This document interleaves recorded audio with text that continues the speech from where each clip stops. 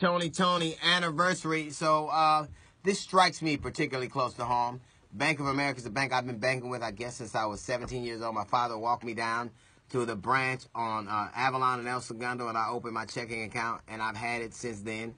And I've had a lot of questions to like, they haven't had the best reputation, particularly when it comes to giving home loans to black people and to serving the black community. I remember years ago I applied for a credit card at Bank of America, and they denied me. And then I wrote back and told them how much, on the very application they denied me on, and I wrote back and gave them how long I'd been there and how much money I had in my account and how much, and how I would assume that there was another reason they didn't give me a credit card, and I would make a lot of noise about it.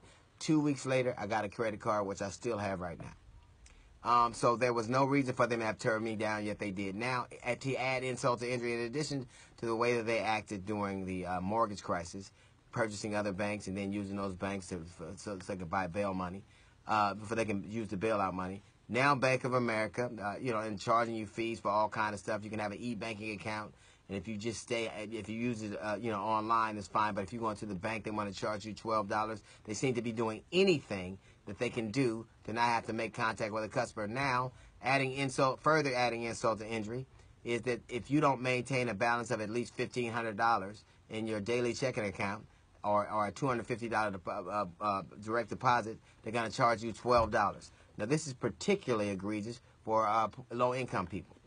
What is the fixation that corporations and a lot of our politicians have with punishing you for being poor?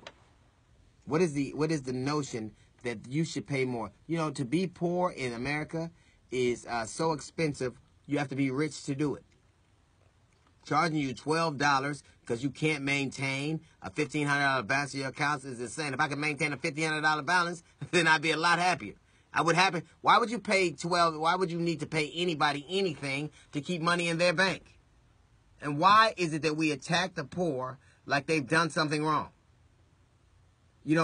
Every time I turn around, we're talking about how Christ-like a country we are. But didn't Christ tell us to look out for the poor? Didn't he tell us to be their advocate? Why are we bludgeoning them to death? Why are we embarrassing them at every turn? If it isn't politicians, it's corporations. It takes a lot of compassion. And people, they're not working hard. They're not trying to. Most poor people are underserved, are overworked and underpaid in this country. If we're going to keep attacking the poor like this, we have to start telling the truth. The common adage is that if you work hard, you can be anything in America, which is a lie because nobody works harder than poor people. And you know what they get to be? There tomorrow. They get to shift. You get to be there tomorrow or get fired.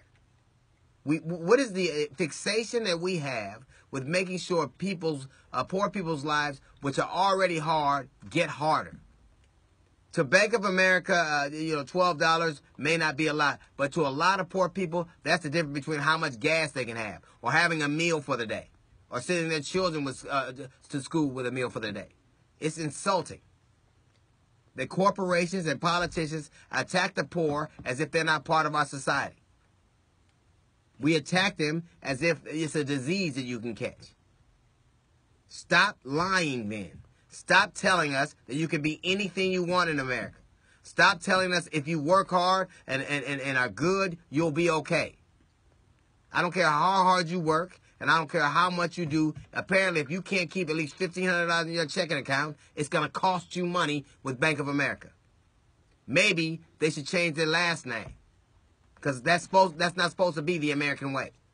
We're supposed to look out for the poor. We're not supposed to make it harder.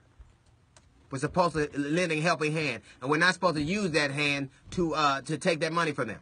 And if we're going to do this, if we're going to charge people for not having enough money in the account, maybe when you go to the bank, they should wear a mask because they damn sure robbing people.